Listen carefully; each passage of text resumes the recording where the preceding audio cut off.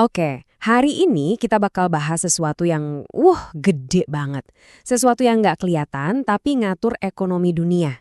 Kita ngomongin soal pasar mata uang. Sebuah dunia yang masif, liar, dan kuatnya bukan main. Kita mulai dari sini ya. Coba pikirin deh, sistem yang ngatur nilai uang kita, entah itu dolar, euro, atau bahkan rupiah, itu semua ternyata adalah bagian dari sebuah eksperimen raksasa. Dan yang lebih gila lagi, eksperimen ini masih jalan loh sampai sekarang. Terus gimana ceritanya eksperimen ini bisa mulai?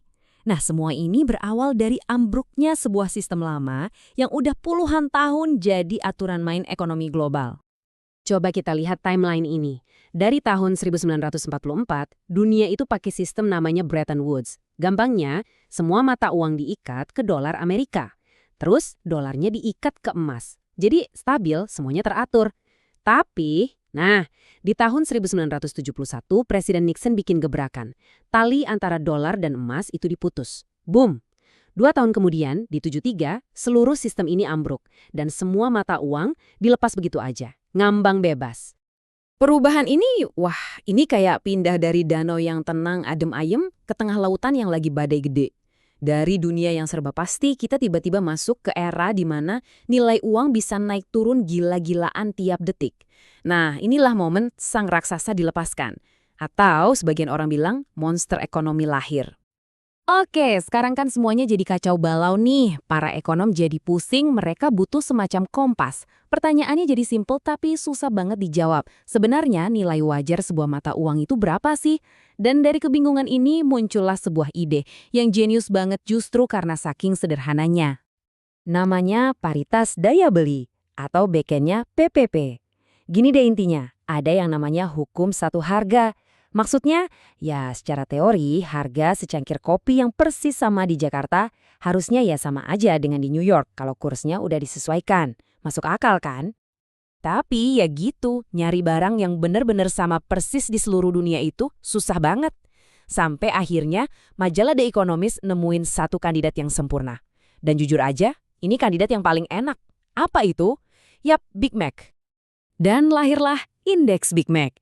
Jadi, mereka ngebandingin harga burger ini di mana-mana. Coba deh lihat data dari tahun 2001 ini sebagai contoh. Di Eropa, Big Mac lebih murah 11%. Artinya, mungkin aja mata uang euro itu nilainya terlalu murah atau undervalued. Di Afrika Selatan, jauh lebih murah lagi, 53%. Dan yang bikin geleng-geleng kepala, indeks sesimpel ini seringkali tebakannya lebih jitu loh buat prediksi jangka panjang dibanding model ekonomi yang ribetnya minta ampun. Tapi tunggu dulu, kalau cuma soal harga burger, pasar mata uang nggak bakal segila ini. Nah, ini dia ke plot twistnya. Kekuatan yang benar-benar ngegerakin nilai mata uang setiap hari itu bukan jual beli barang, bukan. Tapi ada sesuatu lain yang skalanya jauh lebih besar. Kita bicara soal arus modal. Tiap hari, uang yang mutar di pasar ini jumlahnya bikin pusing. Siap? 1,2 triliun dolar setiap hari. Biar kebayang gedenya seberapa, gini deh. Jumlah itu sama dengan total nilai semua barang dan jasa yang diperdagangkan di seluruh dunia selama 1 tahun penuh. Dan itu semua terjadi cuma dalam 1 hari. Gila kan? Jadi ini udah bukan lagi soal kopi atau burger. Ini soal lautan uang yang terus bergerak nyari untung. Nah, arus uang sebesar ini akhirnya bikin polanya sendiri. Kita sebut aja siklus spekulatif. Gini cara kerjanya. Pertama, investor ngelihat satu mata uang kayaknya prospektif nih. Duit mulai masuk, nilainya naik. Terus, para spekulan yang lihat tren ikut nimbrung, ikut beli. Nilainya jadi makin meroket karena nggak masuk akal. Tapi, kenaikan yang terlalu cepat ini malah nyakitin ekonomi beneran. Sampai akhirnya, pestanya bubar. Duit ditarik keluar, dan mata uangnya bisa anjlok dalam sekejap. Contoh nyata, Zloty Polandia tahun 2001. Naik gila-gilaan 6 bulan, ambruknya cuma butuh 2 hari. Oke, jadi kalau lautannya segini bergejolak, gimana caranya perusahaan dan investor bisa selamat? Ya jelas mereka nggak bisa pasrah aja kan? Mereka harus punya strategi, harus bisa berselancar di atas gelombang ini. Soalnya, di dalam pasar ini pemainnya macam-macam dan tujuannya beda-beda. Ada perusahaan yang penting bisnisnya jalan, nggak mau pusing sama naik turunnya kurs. Ada investor yang mikirnya lebih panjang. Terus ada spekulan yang emang kerjaannya bertaruh di pergerakan jangka pendek. Makanya dari sini muncul 2 strategi utama. Yang pertama namanya hedging atau lindung nilai. Anggap aja ini strategi bertahan, kayak bangun bentang biar nggak kena amukan si raksasa. Tujuannya ngurangin risiko. Nah, yang kedua itu spekulasi. Ini strategi menyerang, usaha buat menunggangi ombak yang dibuat si raksasa. Tujuannya ya cari untung dari risiko itu.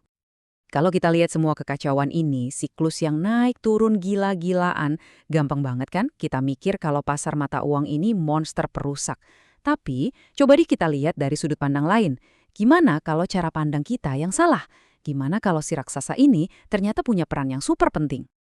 Jadi pertanyaannya, apakah eksperimen yang dimulai tahun 70-an itu cuma ngelepasin kekuatan yang bikin dunia jadi kacau? Ternyata nggak juga. Dan ini poin kuncinya. Justru karena pasar ini gede banget dan liar, dia menyediakan sesuatu yang krusial, likuiditas. Atau gampangnya, pelumas. Inilah bahan bakar yang bikin mesin globalisasi bisa jalan. Uang jadi bisa ngalir kemana aja, kapan aja dibutuhin, dengan cepat.